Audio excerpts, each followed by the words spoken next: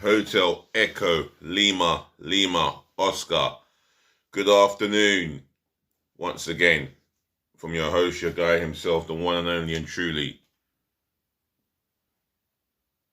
DLG repping, short for Delhi London Gunner Space Romeo Echo Papa Indigo November.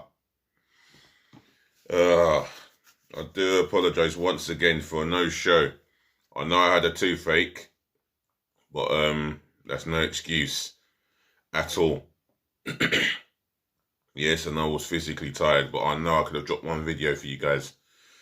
So this video is about Arsenal, about Southampton v Arsenal at St Mary's, a place that we won there last season. Before I get into it, yeah, all I want you to do is smash the thumbs up like button for me, yeah, in abundance. Make sure you share this channel all over the world, yeah, virally, especially to your friends and relatives. If you're watching for the first time, yeah, do share this channel amongst your friends and relatives and tell them to share it amongst their friends and relatives. Also, ouch, my tooth. Sore tooth. Anyway, also, any response and opinion, drop it in the comment section below where positive feedback lives as far as I'm concerned. And smash the subscribe button for me, left, right and centre, gloriously but passionately, all over the world, yeah? Smash that subscribe button, please. Let's keep this channel growing. The road to 1,000 subs is on. And if you subscribe, I'll always shout you out, yeah? So, massive shout out to those who want to subscribe. Anyway, Southampton v Arsenal match preview. Sorry, match preview. Oh, I've written it down as review. Preview. It's about two teams who need a responsive performance to get 3 points. That's what it's going to take. Who's going to want it more on the day?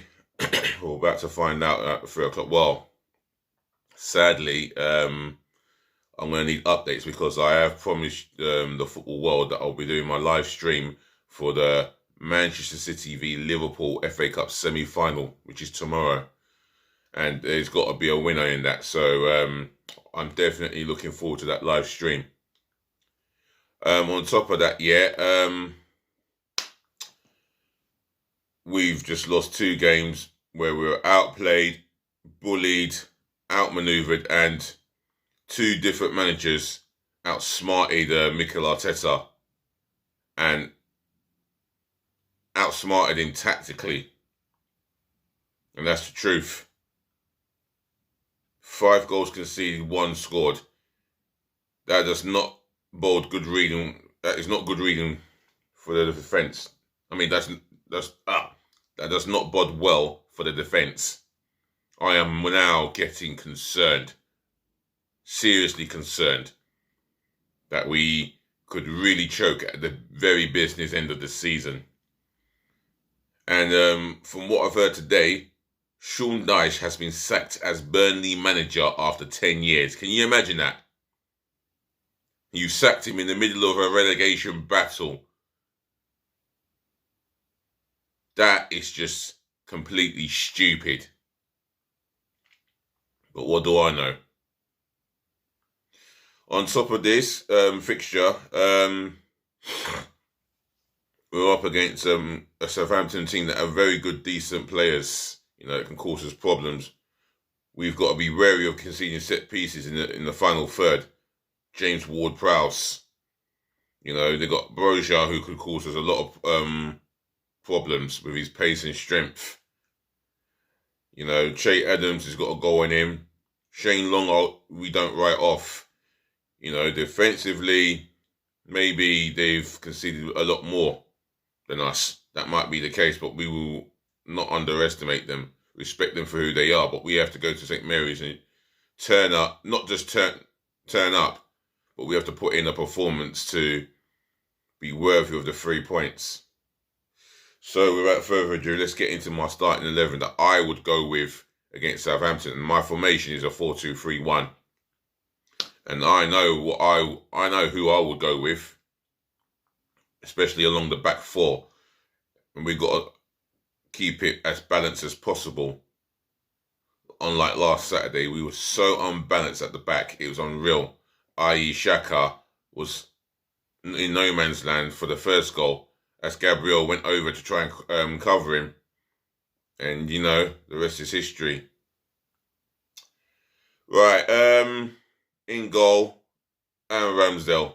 He could do nothing against two Brighton goals. They were good goals. Still on course to become an England #1 goalkeeper. And his splendid form for Arsenal has been so evident and clear to see that he'll be pushing for that #1 England jersey. Other than that, Aaron Ramsdale's Arsenal's #1, and he will remain Arsenal's #1. The back four, I'm still going to keep on with Cedric Soares. I mean, he's the only one that looked like train. He was the only one out of the two fullbacks that looked like overlapping the winger and putting those crosses in. And we're going to need him to try and do that against his old club tomorrow. So, yeah, it's always a lovely occasion for him. And hopefully it is a lovely occasion for him to remember. Cedric Soares. The back two, there's two centre-half pairing. Well, they've not been at their best in the last two games.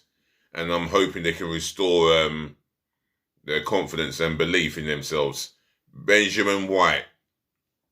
He performed as if he was still on the payroll at Brighton. Now he's up against one of their rivals, and it's not a case of turning up against Southampton. It's a case of turning up for the next 8 league games. There are our cup final games. And he needs to turn up because come Wednesday, we've got Chelsea. And we're asking him to put in a bigger performance. It's a massive game. All 8 games that we've got left are massive. So Benjamin White, you'll start again. Show that consistency, that no-nonsense tackling defender that you are. Gabriel dos Santos Magalhaes starts alongside him. There's no reason for me to drop his partner or Gabriel himself. Again, he just needs to show that consistency that has made him one of the best defenders in the Premier League. He needs to show that rough, tough, no-nonsense centre-half defending. Or, no-nonsense centre-half defender. He's got to be switched on, along with his partner. Left back, I'm going to go with Nuno Tavares. I mean, I am just upset with the manner that he has been treated by our manager. I am definitely not happy about him being dropped for the Brighton game. He was needed at that position. He is a left back. Yes, he does need quite a lot of coaching, but that's down to the management to bring in a defensive coach to help him understand the role of the left back and what it requires. I still believe there is a future for this guy, as long as Arteta understands that he needs work in defensive areas as well as an offensive point of view. Nuno Tavares would start this game for me. Right, the two in the pivot of the midfield, should I say. Albert and Boyo Sambi Lokonga. He has to deputise for Partey. Yes, he's not on Partey's levels. We know that. He's only, 21, 22? He's learning the game. He's learning the game in the English Premier League. But there is a potential for him. And in that second half, rather than the first half, he showed ambition. He showed us what driving with the ball from midfield can be about. And he had 2 long-range shots that were, one was wide and one was wide just off the far post, and he was unlucky not to score a scorcher.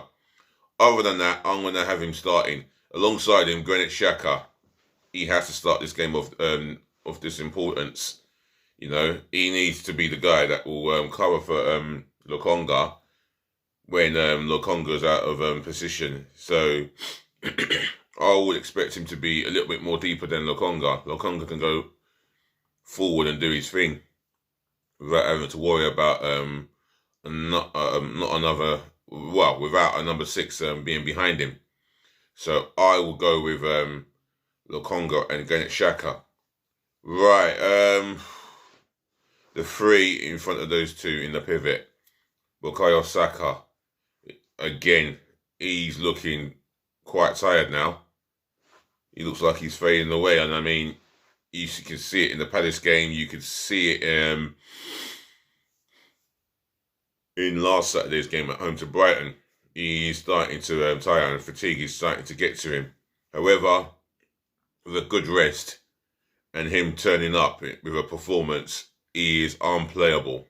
Absolutely unplayable. And there's a reason why he won Player of the Month this week. So, Bukayo Saka, congratulations. And yes, I'll start you again. In the middle, Marty Nadegar. For my reason for this decision is plain and simple. He is at number 10 that we think we believe that he will be. And he is that number 10 that will flourish. Other than that, his performances in the last 2 games has been abysmal, if the truth be told.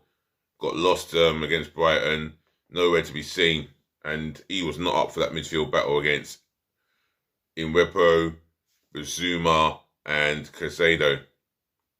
He was nowhere to be seen in that contest. However, playing him in an advanced role where he's got the ball in space, he can cause Southampton some problems should he find that space with the ball. On the left, Emil Rowe, another guy who did not put in a performance. He was far too quiet. And, well, apart from the nutmeg by Iwepo, yeah, he just couldn't get himself into the game. But Emil Rowe performing well, there's every chance he'll get an assist or a goal. In the middle, Gabriel Martinelli, very lively, direct, holding up the ball. It's not his greatest strength, but pace-wise, he's got that explicit pace to get in behind defenders, and on top of that, yeah, he's a goal threat, and off the ball, he will work harder than any Arsenal player in a red and white shirt, or in our case will be a yellow shirt or the navy kit.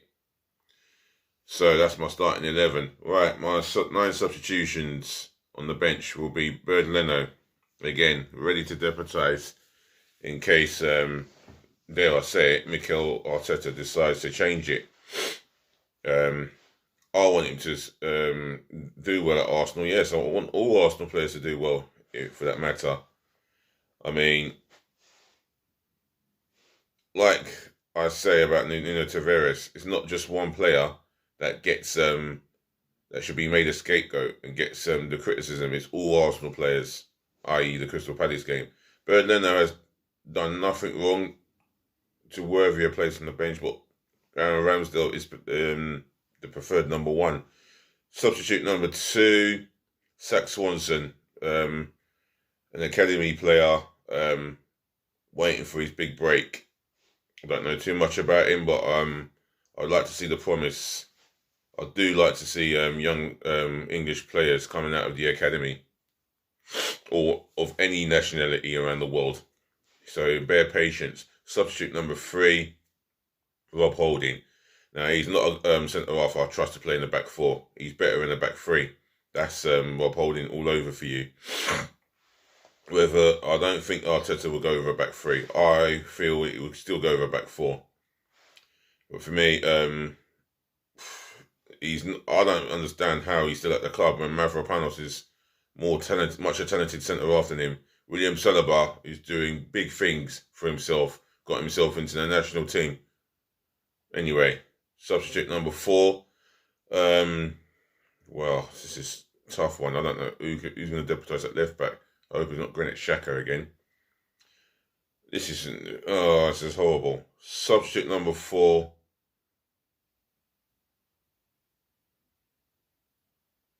And yeah, substitute number 4. Who could it be? This is where I'm struggling now. Mohamed El Neni. midfield. He's a guy who's not complained. He hasn't played in some months now. He hasn't had no game time in months, but one thing with him, he does give a good work rate. So he's my substitute number 4. Substitute number 5. He has some serious injuries. I'm sure. Oh, we have had some. Substitute number 5. Oh, there's no left back that I can think of. Nicola Pepe. Now we need a player like him to come on and be lively. He deserves an opportunity, definitely. He deserves more than 25 minutes on the pitch because he is lively, and when he's up for it, he's a big threat. Substitute number 6, Charlie Patino. Now this is a promising midfield player who has scored on his Arsenal debut, so that's a nice feeling. I think he's promising and he's got a future in the game. Substitute number 7. Oh, Lord. Amari Hutchinson. This is a guy who's been talked up by those involved with Arsenal as a future star. Could be a real big player, they say. Well, I don't know too much about him. I haven't watched the youth or any of their games, but we shall see in time. Substitute number 8, Eddie Nketiah. I have to be honest, he's come on in the last 2 games and he has been very, very, very lively. To be truthful, he came close to scoring against Palace. He had a header well saved by Robert Sanchez in the Brighton goal. He's looked more lively than Lacazette in short amount of minutes than Lacazette has done all season. And yet, Lacazette's got the 4 Premier League goals. But what do I know? Right, substitute number 9 here. Speak of the devil, Alexander Lacazette. Lack of effort, lack of ambition in front of goal, lack of desire to score a goal. I mean, this guy, he's picking up a wage, all right? And I can't wait till he gets released or whatever happens. It gets him off the wage bill. That's the main thing. And those wages can go to someone who's more hungrier. And I hope, I would love to believe the rumours of getting Darwin Núñez is true. Not that I've seen him play, but I've heard good feedback about this this striker. And we're going to need 2 new strikers on top of that. Just to just to make up on the numbers on Nketiah and Lacazette. But anyway, Lacazette's on the bench because he has not been good enough in front of goal, and that's where the strain is. So Martinelli starts up top. Right, that concludes my preview of Southampton v Arsenal. Ladies and gentlemen, to the boys, to the girls, thank you for listening, thank you for tuning in, thank you for watching. As I always say, saving the best to last. Thank you so much for putting up with me and my toothache. Ouch. I should be back again later on this evening with another content, yeah? I'll find something to talk about, something really interesting. Until right now, I'll say peace, love and bless again. Take care of yourselves, take care of your families, take care of your friends. Enjoy the weather if you're in London, England, because it is nice out there. Until next time, DLG repping. We shall talk again. All that is left for me to say is just please be nice.